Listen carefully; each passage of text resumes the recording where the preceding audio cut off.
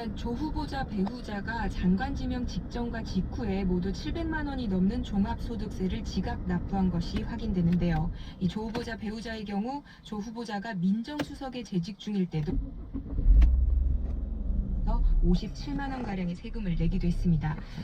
조 후보자 측은 점검 과정에서 누락된 것이 확인돼 뒤늦게 냈다고 밝혔는데 구체적인 소득 내용에 대해서는 밝히지 않았습니다.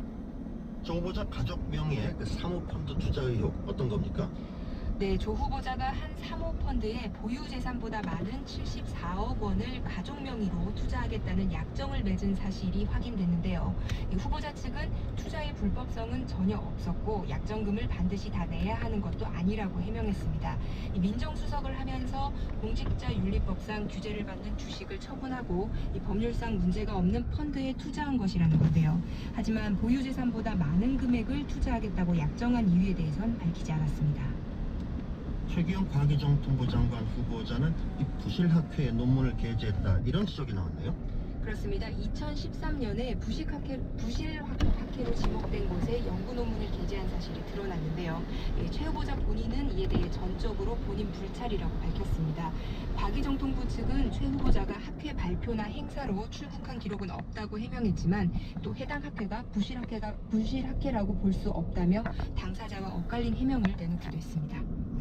이런 의혹들이 이제 본격적으로 제기되고 또 해명이 이제 제시될 인사청문회 일정이 정해졌습니까?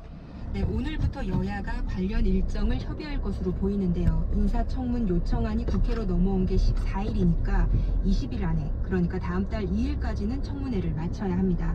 우선 김현수 농림축산식품부 장관 후보자 청문회는 29일로 확정됐고요.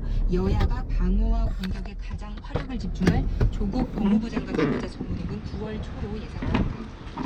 북한의 미사일 발사 이와 관련해서 여야가 유감을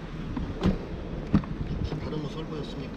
네, 그렇습니다. 이 민주당은 북한의 군사 도발이 결코 바람직하지 않다면서도 북미회담의 조속한 재개와 남북관계의 획기적 진전을 기대한다고 말했습니다. 민주평화당과 정의당도 북한이 대화의 장에 나올 것을 촉구했는데요. 반면 한국당 황교안 대표는 북한이 미사일을 쏘고 우리를 협박하고 있는데 대통령과 청와대, 정부 여당 누구도 제대로 반박하지 못하고 있다고 비판했습니다. 바른미래당 오신환 원내대표도 북한의 미사일 도발과 남북 대화 거부도 한반도 평화 프로세스의 일환인지 정부는 답해야 한다고 지적했습니다. 한국당은 오후 3시 청와대 앞에서 당 북핵 외교안보특위 회의를 진행할 예정입니다. 그리고 이 소속 의원 다수가 이제 탈당을 선언했습니다.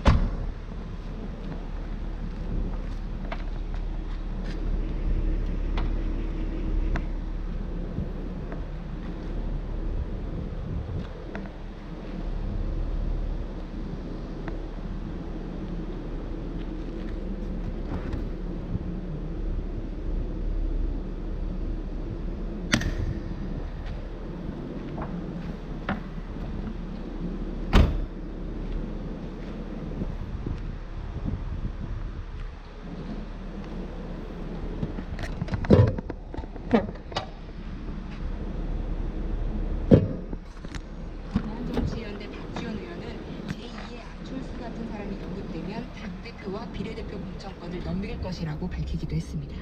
정치부 김현주 기자였습니다. 제10호 태풍 크루스의 영향으로 비가 쏟아졌던 강원도 강릉에서 어머니가